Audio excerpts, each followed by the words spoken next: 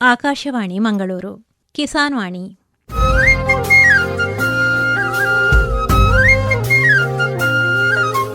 ಕಿಸಾನ್ ವಾಣಿ, ಕಿಸಾನ್ ವಾಣಿ, ಜೈ ಕಿಸಾನ್, ಜೈ ಕಿಸಾನ್, ಜೈ ಕಿಸಾನ್, ಕಿಸಾನ್ ವಾಣಿ. ಈ ಕಾರ್ಯಕ್ರಮದ ಪ್ರಾಯೋಜಕರು ಕೃಷಿ ಹಾಗೂ ರೈತ ಕಲ್ಯಾಣ ಸಚಿವಾಲಯ, ಭಾರತ ಸರ್ಕಾರ. ಪ್ರಧಾನಮಂತ್ರಿ ಕಿಸಾನ್ ಮಾನ್ಧನ್ ಯೋಜನೆ ಸಿಗುವುದು ಪೆನ್ಷನ್ನ ಆಸರೆಯು, ಆಗದು ನಿರಾಸರೆ ಇನ್ನು. ಸಿಗುವುದು ಸಂತಸದ ಕ್ಷಣವು, ಕಳೆಯುವುದು ಸುಖದಿಂದ ವೃದ್ಧಾಪ್ಯ ರಕ್ಷಿತ ಆಗುವ ಅನ್ನದಾತ ಸುರಕ್ಷಿತ ಆಗುವ ಅನ್ನದಾತ. ಪ್ರಧಾನಮಂತ್ರಿ ಕಿಸಾನ್ ಮಾನ್ಧನ್ ಯೋಜನೆಯಿಂದ ಲಘು ಮತ್ತು ಸಣ್ಣ ಹಿಡುವಳಿದಾರ ರೈತರ ಭವಿಷ್ಯವಾಗುತ್ತೆ ಸುರಕ್ಷಿತ.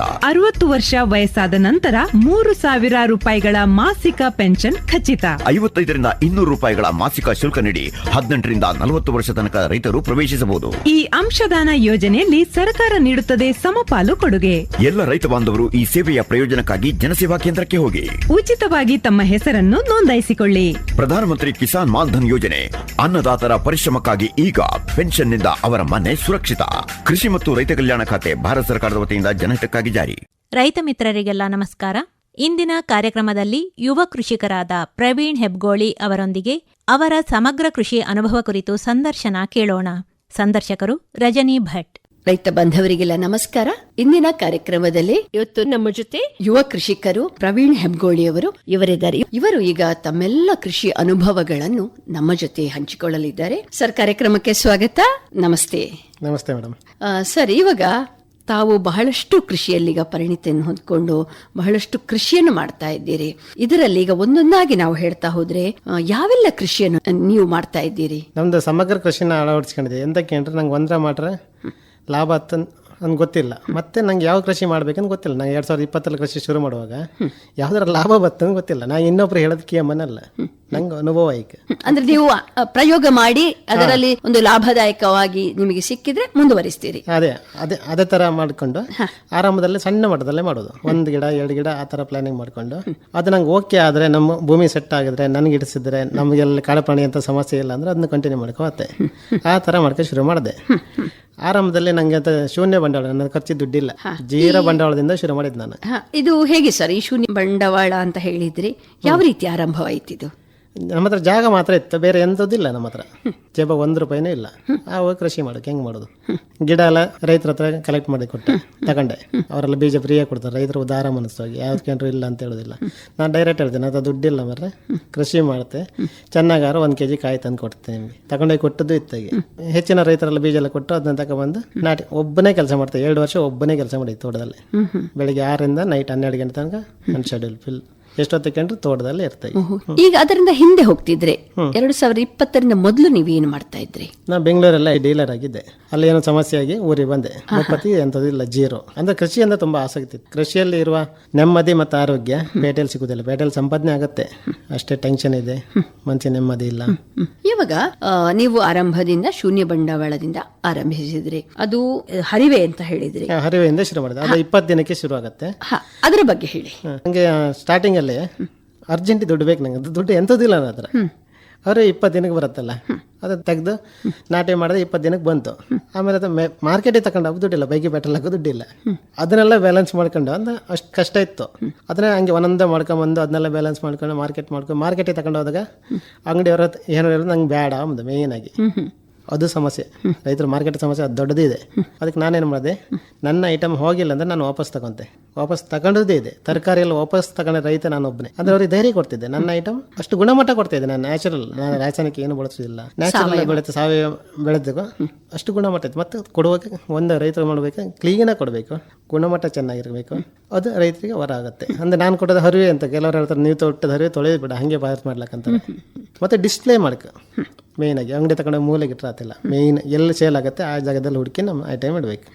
1 ಪೀಸು ವಾಪಸ್ ಬರ್ತಿಲ್ಲ. ಎಲ್ಲ 2 kg ತರಕಾರಿ ಏನೋ ವಾಪಸ್ ಬೈಂತ ಅಷ್ಟೇ. ಅದು ಬಿಸಿಲಿ ಬಾಡಿ ಒದ್ದಷ್ಟೇ.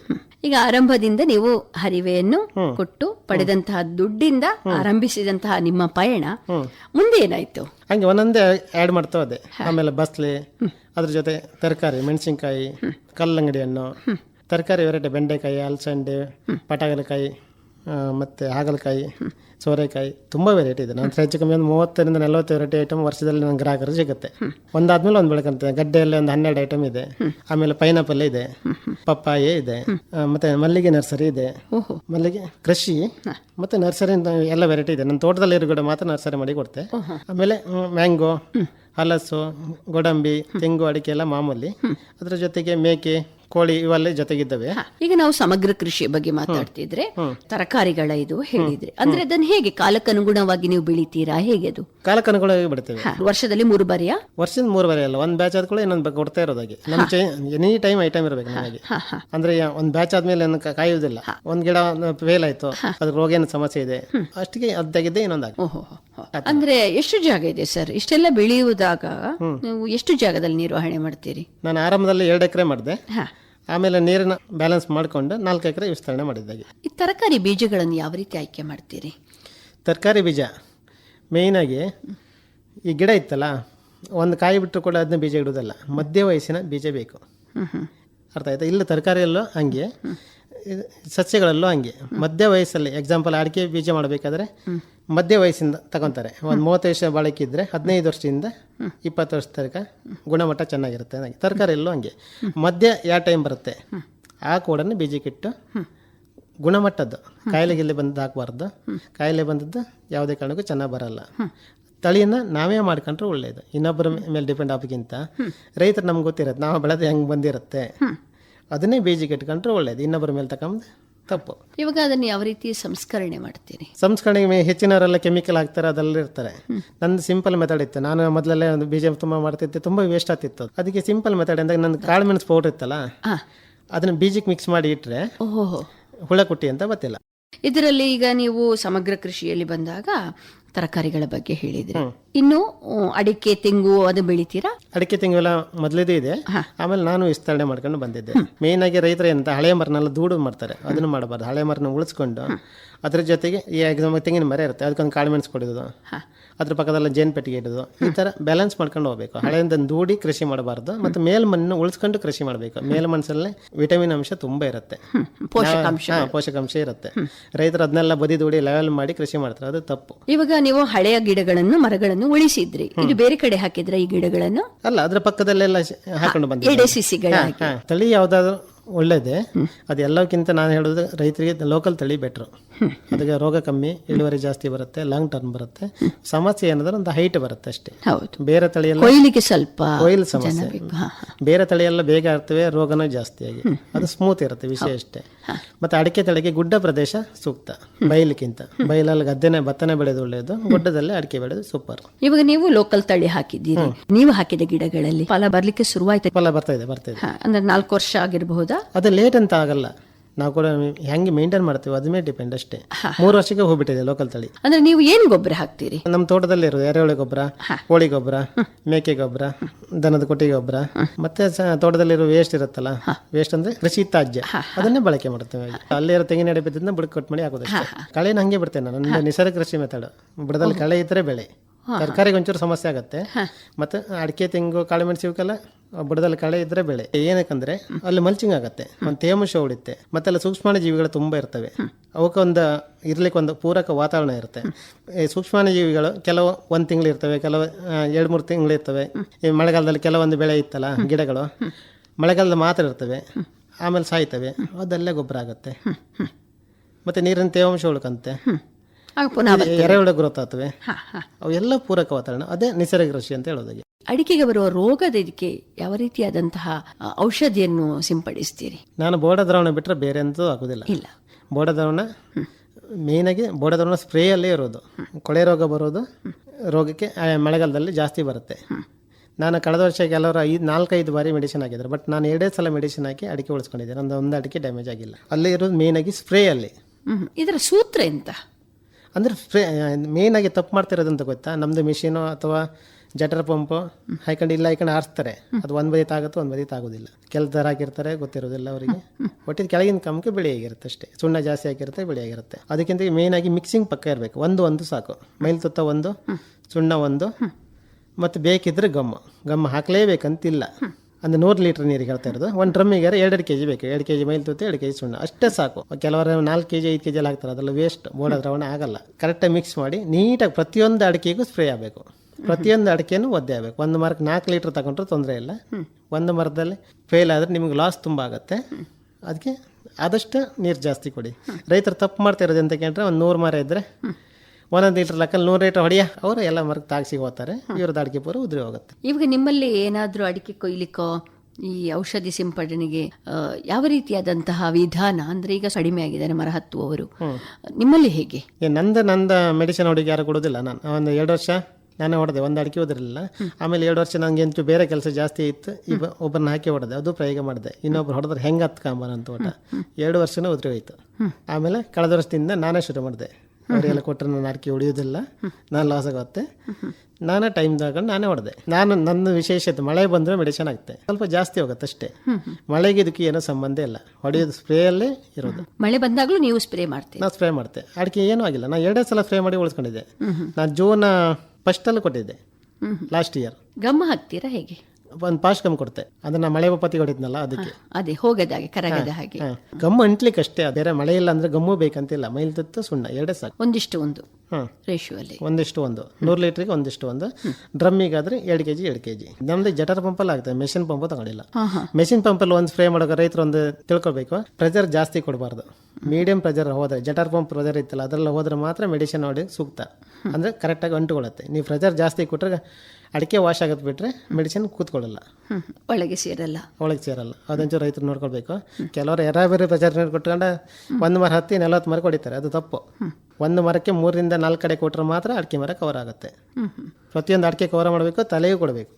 ಕೆಲವರು ಕೊನೆ ಮಾತ್ರ ಕಟ್ಟಿರ್ತಾರೆ, ಕೆಳಗಡೆ ಫಂಗಸ್ ಇರುತ್ತೆ, ಅದು ಇಮಿಡಿಯೇಟ್ ಕೆಳ ಬರುತ್ತೆ, ಅಥವಾ ಮೇಲೆ ಫಂಗಸ್ ಇದ್ದು ಕೆಳ ಬರುತ್ತೆ. ಅಡಿಕೆ ಮರ ಫುಲ್ ಒದ್ದೆ ಆದ್ರೆ ಒಳ್ಳೇದು. ಇನ್ನು ತೆಂಗಿನ ಇದಕ್ಕೆ ಬಂದ್ರೆ, ಅಂದ್ರೆ ಸಾಮಾನ್ಯ ತೆಂಗಿಗೆ ರೋಗಗಳೀಗ ಇದೆ, ನಿಮ್ಮೂರಲ್ಲಿ ಹೇಗಿದೆ ಅದರ ಬಗ್ಗೆ ಹೇಳಿ ಸ್ವಲ್ಪ. ತೆಂಗಿ ರೋಗ ಅಂತದೆಂತ ಇಲ್ಲ, ತುಂಬಿ ಸಮಸ್ಯೆ, ಗಿಡ ಮಾಡ್ಕೊಂಬದೇ ಕಷ್ಟ ಆಗುತ್ತೆ. ಆಮೇಲೆ ನಮ್ಮಲ್ಲಿ ಮುಳ್ಳಂದಿ ಎಲ್ಲ ಸ್ವಲ್ಪ ಸಮಸ್ಯೆ ಕೊಡ್ತೇವೆ. ಬಟ್ ನಮ್ಮಲ್ಲಿ ಕಾಡು ಪ್ರಾಣಿ ಅಂತ ತುಂಬಾ ಇದ್ದಾವೆ, ರೆಸರ್ವ್ ಪಾಸಿಟಿವ್. ಬಟ್ ನನ್ನ ತೋಟದಲ್ಲಿ ಕಾಡು ಪ್ರಾಣಿ ಸಮಸ್ಯೆ ಜಾಸ್ತಿ ಇಲ್ಲ. ಮಂಗಗಳ ಕಾಟ ಇವೆಯಾ? ಮಂಗ ಇದ್ದಾವೆ, ಮಂಗನ ಬೆರೆಸುವ ಮೆಥಡ್ ಇದೆ. ನಾನು ಬರೋಕೆ ಸ್ಟಾರ್ಟಿಂಗ್ ಊರಿಗೆ ಬಂದವಾಗ ತೋಟ ತೆಂಗಿನ ಮರದಲ್ಲಿ ಮಂಗ ಇದ್ದು ಬಿಟ್ರೆ ಕಾಯಿ ಇದ್ದಿಲ್ಲ. ನಮ್ಮ ಊರಲ್ಲೆಲ್ಲ ಕಾಯಿ ತಂದು ತಿಂತಿದ್ರು, ನಮ್ಮನೆಯವ್ರು ಕೂಡ. ಬಟ್ ನಾನು ಮಂಗನ ಬೆರೆಸ್ತಾ ಇದ್ದೆ. ನಾನು 6 ವರ್ಷದಿಂದ ಕೃಷಿ ಮಾಡಿದ್ರೆ 6 ವರ್ಷದಿಂದ ಮಂಗ ಬೆರೆಸ್ತಿದ್ದೆ. ಈಗೆಲ್ಲ ಕಾಯೆಲ್ಲ ಮನೆ ಖರ್ಚಿಗಾಗಿ ಮಾರಾಟ ಮಾಡ್ತಾ ಇದ್ದಾರೆ. ಮಂಗಗಳನ್ನು ಓಡಿಸುವ ವಿಧಾನ ಹೇಗೆ? ಮಂಗನ ಸ್ವಲ್ಪ ದೂರ ಬೆರೆಸಬೇಕು. ಎಲ್ಲರೂ ಮಾಡೋದು ಅಂತ ಹೋಯ್ತು, ನಮ್ಮ ತೋಟ ಬಿಟ್ಟು ಪಕ್ಕ ತೋಟ ಬೆರೆಸಿ ಬಿಡೋದು. ಅವಕ್ಕೆ ಎಲ್ಲ ತೋಟನೂ ಒಂದೇ, ನಮ್ದು ಒಂದು ಬೌಂಡ್ರಿ ಅಂತ ಅಲ್ಲಿ ಖಾಲಿ ಆದ ಕೂಡ ಈಚೆ ಬರ್ತವೆ. ಬಟ್ ನಾವು ಸ್ವಲ್ಪ ದೂರ ಬೆರೆಸಬೇಕು. ಮತ್ತೆ ನೈಟ್ ಅವು ಇಲ್ಲಿ ಕೂತ್ಕೊಂತ ನೋಡಿ ಅಬ್ಸರ್ವ್ ಮಾಡಿರುತ್ತೆ. ನೈಟ್ ಗರ್ನಾಲ್ ಆಗ್ತೆ, ನೈಟ್ ಗರ್ನಾಲ್ ಆಗ್ತಾವೆ, ಭಯ ಬಿಡ್ತಾವೆ. ಅಲ್ಲೊಂದು ಸಿಗ್ನಲ್ ಕೊಟ್ಟಿರ್ತೇವೆ, ಬೆಳಗ್ಗೆ ಆ ಸಿಗ್ನಲ್ ನೋಡಿ ಕೂಡ ಓಡಿರ್ತವೆ. ನಮ್ಮ ತೋಟಕ್ಕೆ ಇವಾಗಲೂ ಬಂದ್ರೆ ನಾನು ಸಿಗ್ನಲ್ ಕೊಟ್ಟು ಓಡ್ತಾವೆ. ವಿಸಿಲ್ ಕೊಡ್ತೇವೆ, ಸಿಗ್ನಲ್ ಅಷ್ಟೇ. ಅಂದ್ರೆ ನಾನು ವಿಸಿಲ್ ಕೊಟ್ಟರೆ ನಾನೇ ಬಂದೆ ಅಂತ. ಅದು ಬೇರೆಯವ್ರು ಹೋದ್ರೆ, ನಮ್ಮ ಕೆಲಸದವ್ರು ಹೋದ್ರೆ ಓಡಲ್ಲ ಅವು. ಅದಕ್ಕೆ ಗೊತ್ತಾದ್ರೆ ಇದು ಗೊತ್ತು, ಅಂದ್ರೆ ಇವರು ನಮ್ಮ ತೊಂದರೆ ಕೊಡ್ತಾರೆ ಅಂತ ಗೊತ್ತು, ಓಡತ್ತವಾಗಿ. ನೀವು ನಂಬ್ತೀರ ಬರ್ತಾರೆ. ಬಂಡ ಮಾಡ್ತಿದ್ದೆ ನನಗೆ. ನೀವು ಸ್ಟಾರ್ಟಿಂಗ್ ಅಲ್ಲಿ ಬಂಡ ಇತ್ತಲ್ಲ, ನಮ್ದು 12 ಮರ ಇತ್ತು. ಮೊದಲನೇ ವರ್ಷದಲ್ಲಿ 70,000 ಇನ್ಕಮ್ ತಗೊಂಡಿದ್ದೆ ಬಂಡ ಒಬ್ಬನೇ ಇಳಿಸ್ತೇನೆ. ಇವಾಗ ಬಂದ್ರೆ ಭತ್ತಕ್ಕೆ ಬಂದ್ರೆ, ಭತ್ತದ ಇದು ಎಷ್ಟು ಮಾಡ್ತೀರಿ? ಭತ್ತ 1 ಎಕರೆ ಇದಾಗಿ 1 ಎಕರೆಯಲ್ಲಿ ಮಾಡ್ತೀರಿ? ಅಂದ್ರೆ ವರ್ಷ ಇಡೀ ಮಾಡ್ತೀರಾ ಅಥವಾ ಮಳೆಗಾಲದಲ್ಲಿ ಮಾತ್ರ ಮಾಡ್ತೀರಾ? ಮಳೆಗಾಲದಲ್ಲಿ ಮಾತ್ರ ಮಾಡ್ತೇವೆ, ಅದಾದ್ಮೇಲೆ ತರಕಾರಿ ಯೂಸ್ ಮಾಡ್ಕೊಂತೇವೆ. ಆ ಗದ್ದೆಯಲ್ಲಿ ಅದನ್ನು ತರಕಾರಿಗೆ ತಗೊಳ್ತೀರಿ. ಸರಿ. ಅಂದ್ರೆ ನೀವು ಮಾಡೋದು ನೈಸರ್ಗಿಕವಾಗಿ? ಅದೇನು ಮಾಡ್ರು ಪ್ರಯೋಜನ ಇಲ್ಲ. ಅದು ನಾವು ಕುಟ್ಟಿ ಮಾಡಿದ್ರೆ ಅಡ್ಡಿಲ್ಲ, ಮಿಲ್ಲಿ ಕೊಟ್ಟಾಗ ಎಲ್ಲ ಮಿಕ್ಸಿಂಗ್ ಆಗುತ್ತೆ. ನಮ್ದು ಸ್ವಲ್ಪ ಇರೋದು, ಅವ್ರು ಸಪ್ರೇಟ್ ಮಾಡ್ಲಿಕ್ಕೆ ಆಗಲ್ಲ. ನಿಮ್ಗೆ ನಿಮ್ಮ ಖರ್ಚಿಗೆ ತಕ್ಕಷ್ಟು ಇರೋದು? ಹೌದೌದು.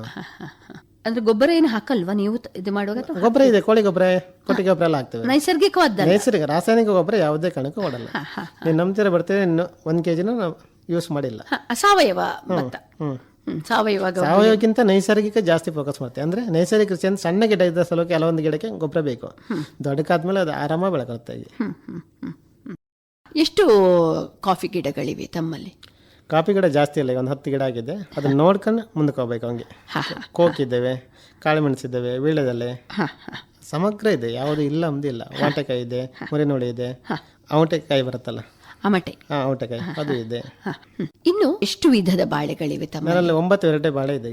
ಯಾವುದೆಲ್ಲ ಸರ್? ಚಂದ್ರ, ನೇಂದ್ರ, ಕರ್ಬಾಳಿ, ಶಾನ್ಬಾಳಿ, ಪುಟ್ಬಾಳಿ, ಕೆಮಂಡಿಸು, ಆಮೇಲೆ ರಸಬಾಳೆ, ಮೈಸೂರು ಬಾಳೆ.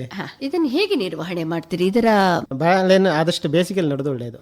ಬಾಳೆಯನ್ನು ಹೊಂಡ ಮಾಡಿ ನಡಬೇಕು. ಮಳೆಗಾಲ ನಟ್ಟರೆ ನೀರು ನಿಲ್ಲುತ್ತದೆ, ಕೊಳ್ತಾ ಹೋಗುತ್ತೆ. ಮತ್ತೆ ಗಡ್ಡೆ ನಡೆಯುವಾಗ ಆದಷ್ಟು ಬುಡಕ್ಕೆ ಕಡ್ದು ನಡಬೇಕು. ನಾ ಸ್ಟಾರ್ಟಿಂಗಲ್ಲೇ ಸಿದ್ದಾಪುರದಿಂದ ಬಾಳೆ ತಗೊಬಂದೆ. ಹೆಡಿ ಎಲ್ಲ ಉದ್ದಿತ್ತು, ಅದನ್ನೆಲ್ಲ ಬೈಕೆಲ್ಲ ತಗೊಂಡು ನೆಟ್ಟೆ. ನೋಡ್ರಿ ಏನು ಗ್ರೋತ್ ಆಗಿಲ್ಲ. ನಂಗೆ ಮಂಗ ಹೆಲ್ಪ್ ಮಾಡಿದ್ವಿ. ಮಂಗ ಬಂದು ಎಲ್ಲ ಓಪನ್ ಮಾಡಿ ಶೀಳಾಗ್ದವೆ. ಆ ಬುಡದಲ್ಲೇ ಕಂದು ಬಂತಲ್ಲ, ಅದು ಚೆನ್ನಾಗಿ ಬಂತು. ಅದು ಮಂಗನಿಂದ ಕಲಿಯೋದು ನಾವು ಇದಾಗಿ. ನಾವು ಬುದ್ಧಿವಂತ ಪ್ರಾಣಿ ಅಂದ್ಕೊಂಬದಷ್ಟೇ. ಅದು ಬಂದಾಗ ಬಾಳೆ ಕೊನೆ ಚೆನ್ನಾಗಿ ಬಂತು. ಆಮೇಲೆ ಬಾಳೆ ಗಡ್ಡೆ ಇತ್ತಲ್ಲ, ಒಂದು 2 ಇಂಚ್ ಬಿಟ್ಟು ಕಟ್ ಮಾಡೋದು ನೋಡೋದು. ಅಂದ್ರೆ ಪುನಃ ಒಡೆದು ಸುಳೆ ಬರುತ್ತಲ್ಲ, ಅಷ್ಟೊತ್ತಿ ಲಾಯ್ಕ್ ಬರುತ್ತೆ. ನಾವು ಇಡೀ ಕಂದು ನಟ್ರೆ ಚೆನ್ನಾಗಿ ಬರಲ್ಲ. ಈಗ ಬಾಳೆನ ಆದಷ್ಟು ಆಳ ಮಾಡಿ ನೋಡಬೇಕು. ಅದು ಜಾಸ್ತಿ ಗೊಬ್ಬರ ಅಂತ ಬೇಕಿಲ್ಲ. ಸೊಪ್ಪು ಹಾಕಿ ಮಣ್ಣು ಹಾಕಿದ್ರೆ ಅದ್ರ ಪಾಡಿಗೆ ಅದು ಕೊನೆ ಬಿಡುತ್ತೆ. ಗೊಬ್ಬರ ಸ್ಟಾರ್ಟಿಂಗ್ ಸ್ವಲ್ಪ ಹಾಕಿದ್ರೆ ಒಳ್ಳೆ ಚೆನ್ನಾಗಿ ಬರುತ್ತೆ. ಕಾಯಿ ಸೈಜ್ ಚೆನ್ನಾಗಿ ಬರುತ್ತೆ. ಹಾಕಿಲ್ಲ ಅಂದ್ರೂ ನಡೆಯುತ್ತೆ. ನಿಸರ್ಗ ಕೃಷಿಯಾಗಿ ಬಾಳೆನ ಮಾಡ್ಬೋದಾಗಿ. ಮಾರಾಟ ಮಾಡ್ತೀರಾ? ಮಾರಾಟ ಮಾಡ್ತೀವಿ. ಎಲ್ಲ ಹೋಮ್ ಡೆಲಿವರಿ, ಡೈರೆಕ್ಟ್ ಆಗಿ ನೇರ ಮಾರುಕಟ್ಟೆಲ್ಲ ಮಾರಾಟ. ಓಹೋ. ಇವಾಗ ಹಣ್ಣಿನ ವಿಚಾರಕ್ಕೆ ಬಂದ್ರೆ, ಬಾಳೆಹಣ್ಣು ಅಲ್ಲದೆ ಬೇರೆ ಯಾವ ಹಣ್ಣಿನ ವಿಧಗಳಿವೆ? ಹಣ್ಣಲ್ಲಿ ನಮ್ಮದು ಪಪ್ಪಾಯ ಇದೆ, ಆಮೇಲೆ ಪೈನಾಪಲ್ ಇದೆ, ಆಮೇಲೆ ಪೇರಲೆ, ಮತ್ತು ವಿದೇಶಿ ವೆರೈಟಿ ಎಲ್ಲ ತುಂಬ ಇದೆ. ರಂಬುಟನ್ನು, ಡ್ರ್ಯಾಗನ್ನು, ಲಿಚ್ಚಿ, ಪನ್ನೇರಳೆ, ಬನ್ನೇರಳೆ ಎಲ್ಲ ವೆರೈಟಿ ಗಿಡ ಹಾಕಿದ್ದೆ. ಇದೆಲ್ಲಿ ತೋಟದ ನಡುವೆ ನೆಟ್ಟಿದ್ದೀರಾ ಹೇಗೆ? ಅದೊಂದು ಸಪ್ರೇಟ್ ಜಾಗ ಮಾಡಿ ನೆಟ್ಟಿದ್ದೆ. ಕೆಲವೊಂದು ಮಧ್ಯದಲ್ಲೂ ಇದೆ. ಲೆಮನ್ ಇದೆ, ಪುನರ್ಪುಳಿ ಇದೆ, ವಾಂಟೆ ಹುಳಿ, ಈ ಥರ ಇದೆ. ಹಣ್ಣುಗಳ ಇದರಲ್ಲಿ ಬಂದ್ರೆ ಪಪ್ಪಾಯ ಇವೆಲ್ಲ ಯಾವ ರೀತಿ ಅಂದ್ರೆ ಹೊರಗಡೆ ಮಾರ್ತೀರಾ ಅಥವಾ ನಿಮ್ಮ ಮನೆ ಖರ್ಚಿಗ ಹೇಗೆ ಇದು? ನಂದು ಎಲ್ಲ ಐಟಮ್ ಸೇಲಿಗಿದೆ. ನಾ ತಿನ್ನೋದು ಸ್ವಲ್ಪ ಕಮ್ಮಿ. ಅದು ಮಾರ್ಕೆಟ್ ನೋಡಿ ಅದೇ ತಿಂತ ಇರ್ತೇವೆ. ಬೇಕಾದ್ರೆ ತೋಟದಲ್ಲಿ ಕಟ್ ಮಾಡ್ಕೊಂಡು ತಿಂತೇವೆ. ಅಂದ್ರೆ ನಂದು ಒಂದು ಹಣ್ಣಿದೆ, ನಾನು ನೇರ ಮಾರ್ಕೆಟಿಂದ ಒಂದು ಹಣ್ಣಿದ್ರು ಸೇಲ್ ಆಗುತ್ತೆ. 200 ಬೇಕೋ 300 ಬೇಕೋ ತಗೊಂಡೋಗಿ ಅದೇ ಅಂತಲ್ಲ, ವೆರೈಟಿ ತಗೊಂಡು ನಂಗೆ ವೆರೈಟಿ ಬೇಕು. ಎಕ್ಸಾಂಪಲ್ ನಿಮಗೆ ಐಟಮ್ ತಪ್ಪತ್ತೀನಿ, ನಾನು ಒಂದು ಐಟಮ್ ಇದನ್ನ ಒಂದು 20 ರೂಪಾಯಿ 30 ರೂಪಾಯಿ ಐಟಮ್ ಹೋಗುತ್ತೆ. ಅದರಲ್ಲಿ ನಾನು 10 ವೆರೈಟಿ ಇದ್ರೆ 200 ರೂಪಾಯಿ ಸಂಪಾದನೆ ಆಗುತ್ತೆ. ಈ ಅನನಸು, ಪೈನಾಪಲ್ ಜೊತೆಗೆ ಬೇರೆ ವೆರೈಟಿ ಗಿಡಗಳು ಇವೆ ಅಂತ ಹೇಳಿದ್ರಿ, ಅದರ ಬಗ್ಗೆ ಹೇಳಿ ಸರ್. ಈ ಅನಾನಸ್ ಒಂದು 2000 ಗಿಡ ಇದೆ. ನಂದು ನ್ಯಾಚುರಲ್ ಮೆಥಡಲ್ಲಿ ಬೆಳೆದಿದ್ದಾನೆ. ಜಾಸ್ತಿ ಗೊಬ್ಬರನೂ ಕೊಡಲ್ಲ. ನಮ್ದು ವರ್ಷದಲ್ಲಿ ಇಳುವರಿ ಕೊಡ್ತವೆ. ಹೋಗಿ ಎಕ್ಸ್ಟ್ರಾ ಗೊಬ್ಬರ ಕೊಟ್ಟರೆ 6 ತಿಂಗಳಿಗೆ ಬರ್ತವೆ. ಬಟ್ ನಮ್ದು ವರ್ಷಕ್ಕೆ ಒಂದ್ಸಲ ಇಳುವರಿ ಬರುತ್ತೆ. ಅದನ್ನು ನೇರ ಮಾರುಕಟ್ಟೆಯಲ್ಲಿ ಮಾರುಕಟ್ಟೆ ಮಾಡ್ತೇವೆ. ಡ್ಯಾಮೇಜ್ ಹಣ್ಣೆಲ್ಲ ಕೋಳಿ ಫುಡ್, ಮೇಕೆಗೆ, ದನಕ್ಕೆಲ್ಲ ಯೂಸ್ ಮಾಡ್ಕೊಂತೇವೆ. ಫುಡ್ ಆಗಿ ಬಳಕೆ ಮಾಡ್ಕೊಂತೇವೆ. ಯಾವುದು ವೇಸ್ಟ್ ಆಗಲ್ಲ. ವೇಸ್ಟ್ ಅಂತ ಯಾವುದೂ ಇಲ್ಲ ಅಲ್ಲಿ ಕೃಷಿಯಲ್ಲಿ. ನಾವು ಬಳಕೆ ಮಾಡ್ಕೋಬೇಕಷ್ಟೇ. ನಾವು ವೆರೈಟಿ ಫ್ರೂಟ್ಸ್ ಅಲ್ಲಿ ಡ್ರ್ಯಾಗನ್ ಫ್ರೂಟ್ಸ್ ಮಾಡ್ತೇವೆ. ಇದಾಗಿ ಅದನ್ನ ಹೇಗೆ ಬೆಳೆಸ್ತೀರಿ ಸರ್? ಅದು ನ್ಯಾಚುರಲ್. ಕಲ್ಕಂಬ ಬೇಕು, ಮೇಲ್ಗೊಂದು ಅಡ್ಡ ಕಟ್ಟಿ ಒಂದು ಸೈಕಲ್ ಟೈರು ಅಥವಾ ಬೈಕ್ ಟೈರು, ಹೆವಿ ಲೋಡ್ ಬರುತ್ತೆ. ಒಂದು 4 ಇಂದ 5 ಫೀಟ್ ಹೈಟ್ ಬೇಕು. ಕಂಬ ಹುಗ್ದ ಮೇಲೆ ಒಂದು 4 ಇಂದ 5 ಫೀಟ್ ಹೈಟ್ ಬೇಕು. ಆಧಾರಕ್ಕೆ ಇದು ಆಧಾರಕ್ಕೆ ಅಂದ್ರೆ ಹೆವಿ ಲೋಡ್ ಬರುತ್ತೆ. ಅದು ಕಳ್ಳಿ ಜಾತಿ ಗಿಡ. ಅದು ಮೇಲೆ ಬಂದು ಅಡ್ಡ ಬಾಗಿದ ಮೇಲೆ ಕಾಯಿ ಆಗೋದು. ಸ್ಟ್ರೈಟ್ ಆಗಿದ್ರೆ ಕಾಯಿ ಬರಲ್ಲ. ಅಡ್ಡ ಬಾಗಬೇಕು. ಮತ್ತೆ ಬುಡಕ್ಕೆ ಡೈಲಿ ನೀರು ಕೊಡ್ತೇನೆ ನಾನು. ನೀರು ಕಮ್ಮಿ ಅದೆಲ್ಲ ಬರೀ ಸುಳ್ಳು. ಬಿಸಿಲು ಫುಲ್ ಹೀಟ್ ಇದ್ರೂ ಆಗಲ್ಲ, ಟೋಟಲಿ ಹೀಟ್ ಬೇಕು. ಮತ್ತೆ ನೈಸರ್ಗಿಕ ಕೃಷಿ ಚೆನ್ನಾಗಿ ಬರುತ್ತೆ. ಗೊಬ್ಬರ ಅಂದ್ರೆ ನಮ್ದಿಂದ ಕೃಷಿ ತ್ಯಾಜ್ಯನ ಬುಡಕ್ಕೆ ಹಾಕಿ ಬಿಡೋದು. ಮತ್ತೆ ಕುರಿ ಗೊಬ್ಬರ ಇವೆಲ್ಲ ಹಾಕ್ತಾ ಇರ್ತೀವಿ, ಇಲ್ಲ ಅಂತಿಲ್ಲ. ಕಾಯಿ ಸೈಜ್ ಲೈಕ್ ಬರುತ್ತೆ, ಒಳ್ಳೆ ಗುಣಮಟ್ಟ ಬರುತ್ತೆ. ನಾವು ಅಂಗಡಿಯಲ್ಲಿ ತಗೊಂಡು ಹಂಗೆ ಸಪ್ಪೆ ಇರುತ್ತೆ. ಬಟ್ ನಮ್ಮಲ್ಲಿ ತೋಟದಲ್ಲಿ ಒಳ್ಳೆ ರುಚಿ ಇದೆ. ನಮ್ಮ ವಾತಾವರಣ ಸೂಪರ್ ಬರುತ್ತೆ. ಗಿಡ ಹೇಗೆ ಮಾಡ್ತೀರಿ? ಗಿಡ ಕಂದು ಕಟ್ ಮಾಡಿ ಮಾಡೋದು ಅಷ್ಟೇ. ಅದು ಕಂದು ಕಟ್ ಮಾಡಿ ನೆರಳಲ್ಲಿ ಇರಬೇಕು. ಒಂದು ಪ್ಯಾಕೆಟ್ ಹಾಕಿಟ್ರೆ ಅದ್ರ ಪಾಡಿಗೆ ಅದು ಬರುತ್ತೆ. ಇದೆಲ್ಲ ನೀವು ಮಾರಾಟ ಮಾಡ್ತೀರಿ? ಎಲ್ಲದ ನಮ್ಮ ಐಟಮ್, ಕೃಷಿ ಐಟಮ್ ಏನ್ ಕೇಳಿದ್ರೆ ನಮ್ಮ ಹತ್ರ ರೆಡಿ ಇದೆ. ನನ್ನ ಹತ್ರ ಇಲ್ಲ ಅಂದ್ರೆ ಪಕ್ಕದ ರೈತ ಕಲೆಕ್ಟ್ ಮಾಡಿ ಕೊಡ್ತೆ. ಕಸ್ಟಮರ್ಗೆ ಇಲ್ಲ ಅಂತ ಯಾವುದೇ ಕಾರಣಕ್ಕೂ ಹೇಳಲ್ಲ. ನಿಮ್ಮ ಮನೆ ಖರ್ಚಿಗೆ ಮಿಕ್ಕಿದ್ದನ್ನು ನೀವು ಮಾರಾಟ ಮಾಡ್ತಿದ್ದೀರಿ? ಮನೆ ಖರ್ಚು ನಮ್ಗೆ ಜಾಸ್ತಿ ಏನು ಬೇಕಾಗೋದಿಲ್ಲ. ನಾವು 2-3 ಜನ, ನಮ್ಗೆ ಅರ್ಧ ಕೆಜಿ ತರಕಾರಿ ಇದ್ರೆ ಸಾಕು. ನಾವು ಗಂಜಿ ಉಪ್ಪಿನ ನಡಿ ತಿನ್ಕೊಂಡೆ ಬೆಳೆದ ರೈತರ ಆರೋಗ್ಯದ ಗುಟ್ಟ ಅದೇ. ಗಂಜಿ ಉಪ್ಪಿನ ನಡಿ ತಾಕತ್ತ ಬೇರೆ ಫುಡ್ಡಲ್ಲಿ ಇಲ್ಲ. ಆಮೇಲೆ ಬೇರೆ ಏನು ಬೆಳೀತೀರಿ? ವೀಳ್ಯದೆಲೆ ಅಂತ ಹೇಳಿದ್ರಿ. ವೀಳ್ಯದೆಲೆ ಇದೆ. ಇದು ಯಾವ ಸಮಯದಲ್ಲಿ ನೆಡ್ತೀರಿ? ಇದರ ಒಂದು ಕೃಷಿಯ ಬಗ್ಗೆ ಹೇಳಿ. ವೀಳ್ಯದೆಲೆ ಚೆನ್ನಾಗಿ ಬರ್ತಾ ಇದೆ, ಒಳ್ಳೆ ರೇಟು ಇದೆ. ಒಂದ್ ಎಲೆ 1 ರೂಪಾಯಿ ತನಕ ಹೋಗುತ್ತೆ. ಇದನ್ನ ಆಕ್ಚುಲಿ ಮಳೆಗಾಲದಲ್ಲಿ ಡೈರೆಕ್ಟ್ ನಾಟಿ ಮಾಡಿದ್ರೆ ಮಳೆಗಾಲದಲ್ಲಿ ನಾಟಿ ಮಾಡಬೇಕು. ಬುಡದಲ್ಲಿ ನೀರು ನಿಲ್ಬಾರ್ದು, ಹೈಟ್ ಆಗಿ ನಾಟಿ ಮಾಡಬೇಕು. ಬಟ್ ನನ್ನ ನರ್ಸರಿ ಇರೋದ್ರಿಂದ ನಾನು ಬೇಸಿಗೆಲ್ಲ ರೆಡಿ ಮಾಡ್ಕೊಂಡು ಗಿಡ ಮಾಡಿ ಸೇಲ್ ಮಾಡ್ತೆ. ಸೇಲ್ ಆಗಿಲ್ಲ ಅಂದ್ರೆ ತೋಟದಲ್ಲಿ ನಾಟಿ ಮಾಡ್ತೆ. ಹಾಗೆ ಒಂದು 150 ಗಿಡ ತನಕ ನನ್ನ ಹತ್ರ ಇದೆ. ಅಡಿಕೆ ಮರದ ಕೆಳಕ್ಕೆ ಲೈಕ್ ಚೆನ್ನಾಗಿ ಬರುತ್ತೆ. ಬಳ್ಳಿಯಲ್ಲಿ ವೆರೈಟಿ ತುಂಬಾ ಇದೆ. ಚಪ್ಪರ ಬಳ್ಳಿ ಇದೆ, ಅಂಬಾಡಿ ಇದೆ, ಮರದ ಎಲೆ ಇದೆ, ಬಟಕಲೆ ಇದೆ, ಕೋಲ್ಕತ್ತೆ ಎಲೆ ಇದೆ, ಬನ್ರಸು, ತುಂಬಾ ವೆರೈಟಿ ಇದೆ. ನಮ್ಮಲ್ಲಿ ಮರದ ಬಳ್ಳಿ ಜಾಸ್ತಿ ಫೋಕಸ್ ಮಾಡ್ತೇವೆ. ನನ್ನ ಹತ್ರ 4 ವೆರೈಟಿ ವೀಳ್ಯದೆಲೆ ಇದೆ. ಮರದ ಬಳ್ಳಿ ಜಾಸ್ತಿ ಇದೆ, ಮರದೆಲೆ, ಅದು ರೇಟ್ ಜಾಸ್ತಿ. ಸಾಮಾನ್ಯವಾಗಿ ವೀಳ್ಯದೆಲೆ ಇದನ್ನು ಚಪ್ಪರದಲ್ಲೇ ಬೆಳೆಸುವುದು ನಾವು ನೋಡ್ತೇವೆ. ನಿಮ್ಮಲ್ಲಿ ಹೇಗೆ ಇದರ ಬೆಳೆ? ನಾವು ವೀಳ್ಯದೆಲೆ ಅಡಿಕೆ ಮರಕ್ಕೆ ಕೊಟ್ಟಿದ್ದೆ. ಮತ್ತೆ ಅಡಿಕೆ ಮಧ್ಯ ಫೋಲ್ ಕೊಟ್ಟು ಅದ್ರಲ್ಲಿ ಅಂದ್ರೆ ಮರ ಹತ್ತು ಕೆಲಸ ಇಲ್ಲ, ಕೆಳಗೆ ಕಂಡೆ ಕೊಯ್ಕಾಗ್ತು, ಆ ಥರನ ಮಾಡಿದ್ದೆ. ನಾನು ವೀಳ್ಯದ ಗಿಡ ಮಾಡೋ ಮಾಮೂಲಿ ಕಂದನ್ನು ನಾಟಿ ಮಾಡಿ ನೆಡ್ತಾರೆ. ನಂದು ಹೆಂಗೆ ಗೊತ್ತಾ, ಅಡಿಕೆ ಮರಕ್ಕೆ ಬಳ್ಳಿ ಅಂಬಿರುತ್ತಲ್ಲ, ಅದೇ ತಲೆ ಬಳ್ಳಿನ ಅಲ್ಲಿ ಮಣ್ಣು ಕಟ್ಟಿ ಗೂಟ ಕಸಿ ಮಾಡುತ್ತೆ. ಒಂದು ಮೀಟರ್ ಉದ್ದ ಇರುತ್ತೆ. ಅದನ್ನ ತಂದು ಕೆಳಗಡೆ ನಾಟಿ ಮಾಡುತ್ತೆ. ಅದು 3 ತಿಂಗಳಲ್ಲಿ ಎಲೆ ಕೊಯ್ಲಿಕ್ಕೆ ಸಿಗುತ್ತೆ. ಫಾಸ್ಟ್ ಆಗಿ ಗ್ರೋತ್ ಆಗುತ್ತೆ. ಅದು ಕೊಡಿ ಎಲ್ಲ ರೆಡಿ ಇರುತ್ತಲ್ಲ, ಬೇರೆ ಎಲ್ಲ ರೆಡಿ ಇರುತ್ತೆ. 3 ತಿಂಗಳಲ್ಲಿ ಎಲೆ ಕಟಿಂಗ್ ಶುರು ಆಗುತ್ತೆ. ಅದು ಪ್ರಯೋಗ ಮಾಡ್ತಾ ಇರ್ತೇವೆ. ನಾವು ತೋಟದಲ್ಲೇ ಬೇರೆ ಯೋಚನೆ ಮಾಡಲ್ಲ, ನಾನು ಕೃಷಿ ಹೆಂಗೆ ಡೆವಲಪ್ ಮಾಡೋದು, ಅದ್ರ ಜೊತೆಗೆ ಎಂತ ಮಾಡ್ಲಕ್ಕ, ಇದ್ರ ಪಕ್ಕದಾಗ ಎಂತ ಮಾಡ್ಲಕ್ಕ, ಅದು ಫೇಲ್ ಆಫ್ ಕಾರಣ ಎಂತ, ನಾನು ಎಂತ ಮಾಡಕ್ಕಿತ್ತೆ, ಅದ್ರ ಬಗ್ಗೆ ಯೋಚನೆ ಮಾಡ್ತಾ ಇರ್ತೇವೆ. ಇನ್ನು ಕಾಳುಮೆಣಸಿನ ವಿಚಾರಕ್ಕೆ ಬಂದ್ರೆ ಎಷ್ಟು ಬಳ್ಳಿಗಳಿವೆ ತಮ್ಮಲ್ಲಿ ಇವಾಗ? ಕಾಳುಮೆಣಸನ್ನ ಜಾಸ್ತಿ ಬಾರ್ಡರ್ ಲೈನಿಗೆ ಯೂಸ್ ಮಾಡಿದೆ. ಅರಣ್ಯ ಕೃಷಿ ಎಲ್ಲ ಮಾಗನಿ ಅಥವಾ ಸಾಗಣೆ ಗಿಡ ನೋಡುವುದು, ಮತ್ತೆ ಬಾರ್ಡರ್ ಅಲ್ಲಿ ಗೋಡಂಬಿ ಗಿಡ ಇದ್ರು ಅದಕ್ಕೂ ಕೊಟ್ಕೊಂಡಿದೆ. ಬೇಲಿ ಸೈಡ್ ಅಲ್ಲಿ ಮಧ್ಯನೂ ಇದೆ, ಇಲ್ಲ ಅಂತಿಲ್ಲ. ಮಧ್ಯ ಕೆಲವೊಂದು ಎಲ್ಸಿ ಮರ, ಮಾವಿನ ಮರದಲ್ಲಿ ಇದ್ದೆ.